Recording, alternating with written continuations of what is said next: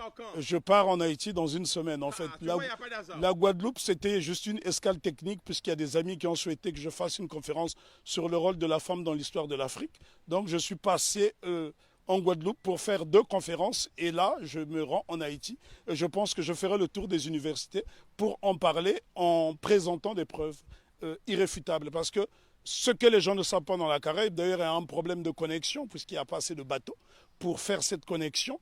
Et si je pense qu'il y avait cette possibilité de se rendre dans différentes îles, le mépris des Haïtiens serait tombé à l'eau.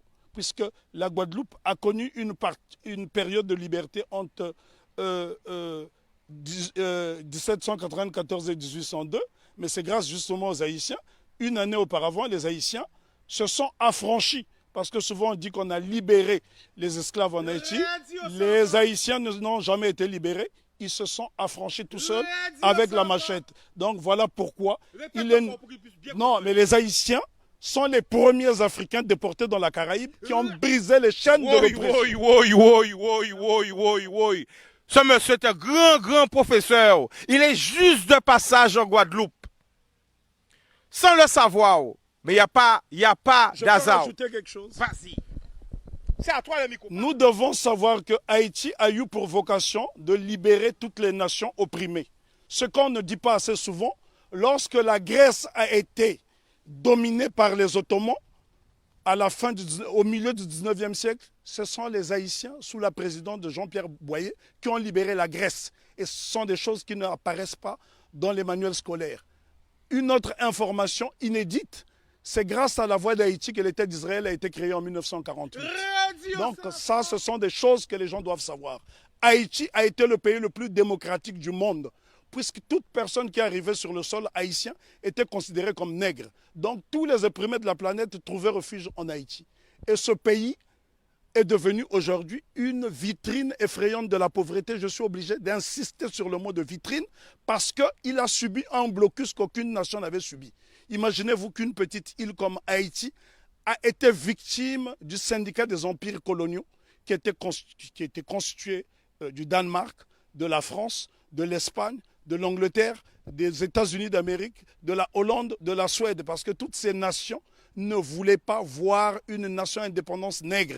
Et souvent on dit de Haïti que ça a été la première république nègre. Non, Haïti n'a jamais été une première république nègre, ça a été un empire africain reconstitué, puisque l'empereur Jean-Jacques Dessalines va se faire couronner empereur Jacques Ier. Donc c'est la noblesse africaine. Attends, parce que là, je pense qu'ils ont trop d'informations. Je vais finir par me mettre en transe. Non, mais c'est important parce que nous avons une méconnaissance de notre histoire. Et c'est pour ça que je suis venu jusqu'à Bastère. Bon, les gens de Bastère n'aiment pas ça. Mais pourquoi je suis dit Bastère, c'est loin? Bastère, c'est pas loin. Mais on a du mal des fois, nous, en grande terre, à la Bastère. Et comme j'ai su que tu étais là, j'ai dit non, faut que je me dépasse en personne pour que tu puisses parler. Parce que mon combat, justement, c'est ça. Mon combat à moi, c'est faire un pont entre toute la Caraïbe et Mama Africa. Ben, en tout cas, il y a beaucoup de choses à dire sur Haïti. Haïti est un modèle de fierté et de dignité. Ce sont les Haïtiens qui ont montré à la race noire tout entière ce que c'est que la dignité. Pour la bonne et simple raison, c'est en 93 ans après la révolution de Saint-Domingue, celle-ci va inspirer les Éthiopiens qui vont être conseillés par un digne fils d'Haïti du nom de Benito Sylvain, qui sera élevé au titre de jazz match par l'empereur Ménélique II.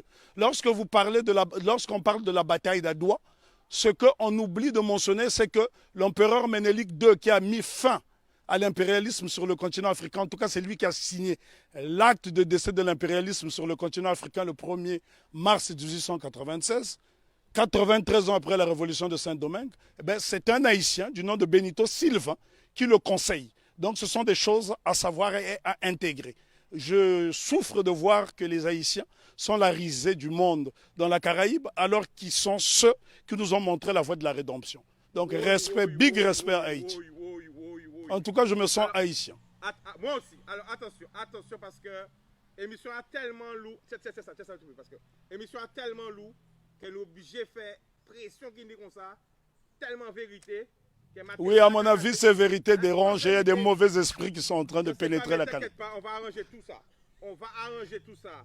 Ok, on va arranger tout ça. Salut à Haïti, hein, je suis en Guadeloupe, j'arrive. Voilà, tu vois, je ne sais même pas que tu allais. Voilà, on va arranger tout ça avec la grâce. Ok, eh bien, tout marche bien. Alors, vas-y. Alors, pourquoi justement nous avons, nous, tout près comme ça d'Haïti, on a cette méconnaissance de l'histoire? C'est tout simplement parce qu'on a isolé la Guadeloupe et la Martinique pour ne pas que l'exemple d'Haïti fasse tache d'huile dans la Caraïbe. Voilà la crainte. Parce que Haïti a été une nation prospère. Il faut visiter Haïti pour se rendre compte. Lorsque vous voyez Haïti, Haïti est avant tout le symbole du panafricanisme, puisque le second chef d'État d'Haïti, c'est l'empereur, plutôt le roi Henri Christophe, qui était originaire de Grenade. Donc Haïti a eu pour chef d'État un homme de la Grenade et qui a été l'un des principaux bâtisseurs, qui a créé le Palais de la Monnaie, qui a bâti 15 châteaux, qui a bâti 4 forteresses, notamment la citadelle Henri, qui est le plus grand fort des Amériques. Et ce bâtiment est tellement beau qu'il faut le voir depuis le ciel pour en apprécier, pour apprécier l'ouvrage d'art que c'est. Parce que n'oubliez pas que deux édifices essentiellement ont défié le temps. La citadelle Henri et le palais de Sans Souci, qui avait 365 portes et fenêtres. Ça veut dire que le roi Henri Christophe pouvait se permettre d'ouvrir une porte, une fenêtre par jour pendant toute l'année. Et c'est pour vous dire à quel point, et les architectes étaient tous noirs. Si vous allez par exemple dans la ville de Kenskoff, vous trouverez le fort Alexandre et le fort Jacques qui sont reliés par un tunnel, et c'est à 1200 mètres d'altitude. La question qu'on doit se poser, comment les Africains déportés à Saint-Domingue ont pu construire ces édifices qui ont défié le temps. Aujourd'hui, lorsque vous voyez un cyclone dans la Caraïbe, il suffit d'un petit cyclone pour que les maisons s'envolent, alors que les Africains ont fait exploser leur génie pendant la période de captivité. Bien que les Haïtiens se sont affranchis dès 1793, parce qu'il ne faut pas croire à ce que les historiens disent en faisant croire que les Haïtiens ont été libérés. Non. Lorsque les négriers sont arrivés, les Haïtiens étaient déjà libres, puisqu'ils avaient lancé ce fameux slogan « Coupez tête, boulet caille ». Et il y a un homme dont on ne parle pas, on parle souvent de Toussaint Louverture, qui fut le plus grand des généraux nègres de tous les temps. On parle de Jean-Jacques Dessalines, je dis béni soit leur nom pour l'éternité, mais seulement il y a un jeune colonel qui s'est battu âprement lors de la bataille de Vertières, c'est Capois-la-Mort, François Capois-la-Mort, qui a défié les canons de l'insolence, les canons de l'arrogance en disant « j'aime la mort ». Et Capois, on le retrouve sur le billet de Sangourde en Haïti. Ce sont là des éléments essentiels que nous devons connaître afin d'aller vers l'émancipation définitive. Alors, en résumé, pour parler d'Haïti. On ne peut pas résumer l'histoire d'Haïti, elle est trop belle, elle est trop grande, elle est trop belle. L'histoire d'Haïti, oui, on ne peut pas résumer l'histoire d'Haïti. Haïti, on doit en parler avec passion.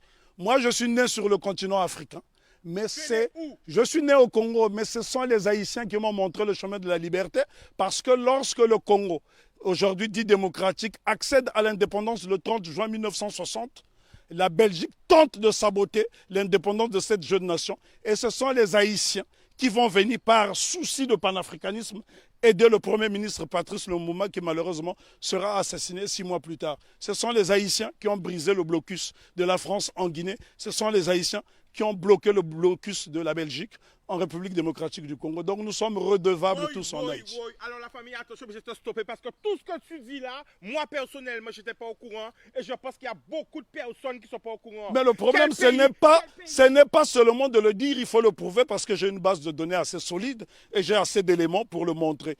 Quand vous voulez, invitez-moi, je vous ferai un exposé dense sur Haïti. Il nous faudra 2 jours parce que lorsque je parle d'Haïti, je suis dans un temps second. Je suis en transe. Mais pourquoi? On ne peut pas parler d'Haïti de façon légère parce que cette révolution est la première depuis que nous avons perdu l'initiative historique. C'est la première qui est victorieuse parce qu'il y a eu des révolutions aux États-Unis. Il y en a eu au Brésil, notamment avec la création du Quilombo de Palmarès au Brésil avec Zumbi. Mais sauf que toutes ces révolutions dans la Caraïbe ont été étouffées. Si vous allez par exemple en Antigua, vous avez un village qui s'appelle Liberté où les Africains se sont affranchis très tôt. Mais toutes ces tentatives de souveraineté n'ont pas été concrétisées. Donc ce sont les Haïtiens qui vont pérenniser. N'oublions pas que Haïti sera envahi pendant 29 ans par les États-Unis d'Amérique pour punir cette nation d'avoir vaincu les Blancs. C'est Haïti qui a libéré l'Amérique latine avec Simon Bolivar. Et encore, lorsqu'on dit que c'est Haïti qui a libéré, ce n'est qu'une partie d'Haïti, puisqu'à cette époque, Haïti était divisé en deux. Il y avait Haïti du Nord, qui était un royaume dirigé par le roi Henri-Christophe, et il y avait le Sud, la République du Sud d'Haïti, qui était dirigée par Alexandre Pétion. Et ce bout de terre d'Haïti du Sud va donc donner des soldats, de l'argent à Simon Bolivar pour aller libérer une bonne partie de l'Amérique latine. Si vous observez les drapeaux de l'Équateur, du Venezuela, de la Colombie, vous trouverez des armoiries similaires, même les couleurs, à celles du drapeau d'Haïti. Donc c'est très important pour nous d'étudier Haïti parce que Haïti, c'est le symbole de notre fierté.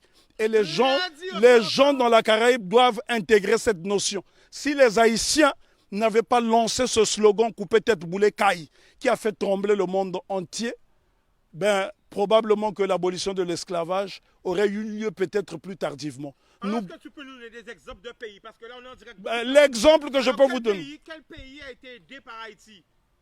Ben, le Congo, pays dont je suis originaire, la République démocratique du Congo a été aidée par Haïti parce qu'en 80 ans de colonisation belge, les Belges n'ont même pas été fichus de former une dactylographe. Et la première dactylographe qui va dactylographier le discours de Lumumba, c'est Suzanne Peck, qui est la mère de Raoul Peck. Donc Haïti est au cœur de notre émancipation. Haïti a aidé l'Éthiopie, Haïti a aidé la Grèce de se libérer. Là, je vous parle de l'Europe. Haïti a aidé la Guinée. Haïti a toujours été au cœur de notre lutte. L'exemple le plus simple, lorsque vous arrivez à Cuba, sur les bords du Malecón, vous trouverez un grand monument qui est dédié à Antonio Maceo. Très peu de gens connaissent ce héros qu'on appelait à l'époque le Tito de bronze. Lui-même qui est le véritable père de l'indépendance de Cuba. On vous parle souvent de José Marti, mais en vérité le père de l'indépendance de Cuba, celui qui a lancé les hostilités contre les Espagnols, c'est Antonio Maceo. Lui-même a été formé en Haïti. Donc Haïti, si vous allez à Cuba, les Haïtiens sont très respectés. Il y a des localités entières où on trouve des Haïtiens. Il n'y a que dans la Caraïbe francophone où on voit ce mépris. La raison est que Haïti a vaincu le maître. Et quand on a vaincu le maître, les serviteurs finissent par avoir la haine de celui qui a vaincu le maître. Parce qu'on ne peut pas comprendre que les Haïtiens et les Guadeloupéens ont le même patrimoine génétique et que ces mêmes frères et sœurs de cette partie de la Caraïbe puissent avoir du mépris pour les Haïtiens. Les Haïtiens sont ceux-là qui incarnent la noblesse. Lorsqu'on parle de la pyramide, ceux qui sont au sommet de la pyramide, ce sont les Haïtiens et puis les Éthiopiens parce qu'ils ont été des nations invincibles. Imaginez-vous que les Haïtiens ont combattu une armée motorisée rien qu'avec des armes rudimentaires. Au point où Maitland, gouverneur britannique de la Jamaïque, viendra supplier à Toussaint Louverture de lui remettre un bateau. Haïti avait l'une des armées les plus puissantes d'Amérique. Et c'est un Haïtien du nom de Jean-Baptiste Pointe du Sable qui crée la ville de Chicago, qui est l'une des plus grandes villes des États-Unis d'Amérique. Donc, respect à Haïti.